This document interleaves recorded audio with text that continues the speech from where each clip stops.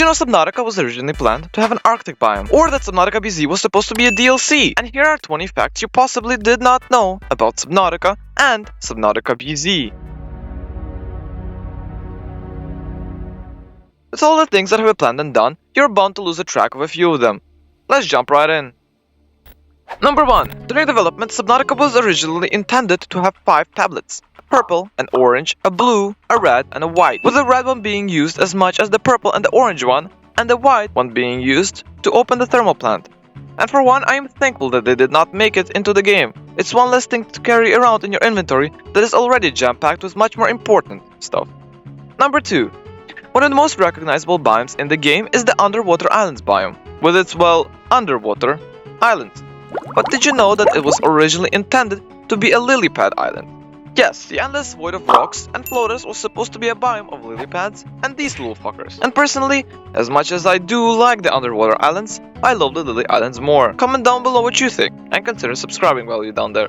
Thank you. Number 3.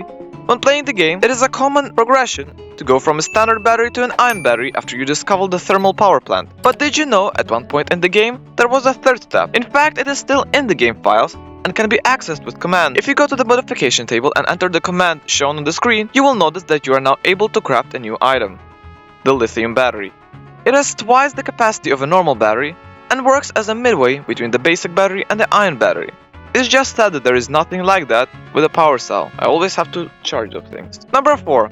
Now going to something more fun, and something that already is in the game, Subnautica was originally intended to have a different metal that would be solely used to craft the Cyclops fire suppression system. I'm of course talking about mercury. Yeah, that thing that makes you die. Being in the game for the majority of the early release, it was replaced by crystalline sulfur, which for some reason is difficult to say, and removed from the game entirely upon release. I just hope I don't get mercury poisoning from it, having it in my pockets and everything. Number 5. On the topic of mercury, did you know Subnautica used to have a lot of things planned with mercury that never made it into the game, one of which was nanovirus. It was intended to be used for quantum devices and sensors. Whatever that means. And honestly, I would like to see what it looks like, or what it would do, but we'll probably see it in Subnautica 3. Number 6. An essential part of the ocean are the waves, which is why I'm surprised Unknown World cut the currents from the game. They were supposed to throw small fauna around as well as potentially the player to add more life to the world. But I don't blame them for cutting this feature out. As hard as it is already to swim through small openings, having the current toss you around is gonna be more of an annoying inconvenience rather than an interesting mechanic. And honestly, I just wanna get my quartz. Number 7. Whirlpools. No, not those kind of whirlpools. These! Subnautica was supposed to have a whirlpool that will spawn anywhere and slightly pull the player down. Personally, I would be all for this, especially in the upcoming Subnautica 3. If they made the map a little bigger, having a hurricane as a natural disaster would be a very interesting thing to deal with. Just make sure you can handle these big Florida simulators, or else you're going to be watching a slideshow rather than playing a game. And anyways, most of the time you're underwater, it's not like it's gonna make a big deal, but still, it's cool. Number 8. One of the most requested features that never made it into the official release was weather.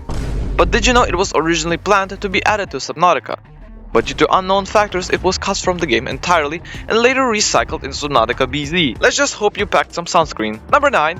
One of the most interesting and technical aspects of the game is the explosion of Sunbeam. It got reworked multiple times during the early development, but right now, if you fail to reach the island by the time the Sunbeam arrives, you will still see the explosion of the trading ship in the sky if you look up. In order to do that, the developers had to make Sunbeam nearly the same size as the Aurora. And I don't know about you, but this is one hell of a ship to be piloted by only 5 people. Number 10. One of the most developed cut creatures in Subnautica is one that might surprise you. The Rock Puncher. With its claws, it would punch to terrain and terraform it. And for what it's worth, the Rock Puncher already was coded into the game, had all the animations, had the design, and was in prototype that was already working. But for some unknown reason, it was cut away. I definitely wouldn't want to get on the wrong side of this creature, since it'll beat the shit out of me, just like your abusive uncle. Number 11. Up next is the Trident.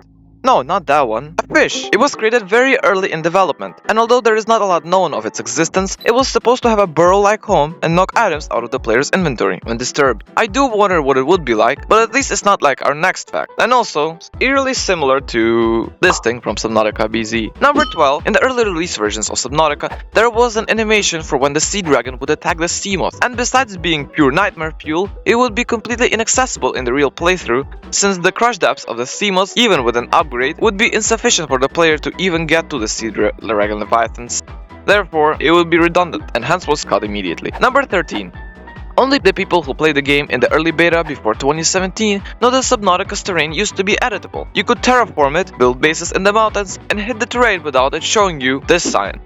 And although removed due to performance issue, it did enable you for some time to mine sand from the glass for a short period of time.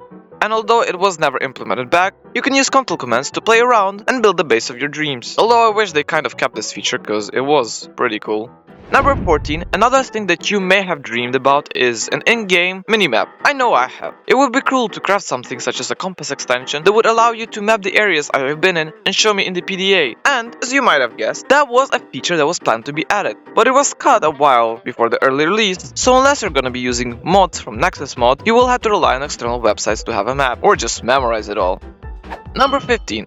What you used to have to rely on was durability. Somewhere between 2015 and 2020, Subnautica had removed the durability, and although this was a welcome change, it did make a lot of items obsolete. One of these items was the hardened blade. Originally made to be an upgrade from the survival knife, it had more durability and dealt more damage. But with the thermal blade giving you more damage and durability, this item became pointless and got removed. Number 16. Moving on to the more recent updates, which happened in 2019. God, this was actually a while ago.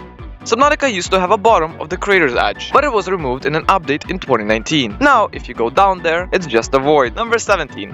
One of probably the coolest features that was unfortunately cut from the game allowed you to select a location and pilot the submarine on autopilot to that location, while you were free to move around the submarine. But due to changes in the Cyclops controls and the complexity of the endeavor, they removed the feature. And this would have been a pretty cool feature, because it would actually make the Cyclops very useful, where you can actually live and just have it fly around. I would love this feature. Number 18. One of the features of Subnautica was overeating. At first, it would give you this warning. Warning, without variety in your diet, your fluid and nutrient levels will decrease. But if you keep eating like you're in an all-you-can-eat buffet, you will get this message. Warning, blood loss detected. And if you continue on the path to becoming a true American, that will be followed by damage and potentially death. It's not covered by your insurance. Number 19. Moving on, there is one texture of a coral set to appear on the reefback leviathan's back, but doesn't for some reason. And although it does look good, I really don't know if the reefback would care. Number 20. What you should care about is subscribing. Help me get to 10,000 subscribers by the end of the year. Thanks a lot. And number 20 for real this time. In the 2014 release of the game, the Cyclops had an interesting mechanic of sinking if it gained too much damage. Now, it just explodes like your mental after another rank up game thrown. This will allow you to repair it and use it again. But since it never really puts your Cyclops at risk, in the 2017 update they made it so it literally combusts and blows everything up. I just wonder if I can kill a Leviathan with it. Could be in the next short. If you enjoyed this video, and if you want to hear a bonus fact about a secret message from the sea mod, click here to find out. Cheers!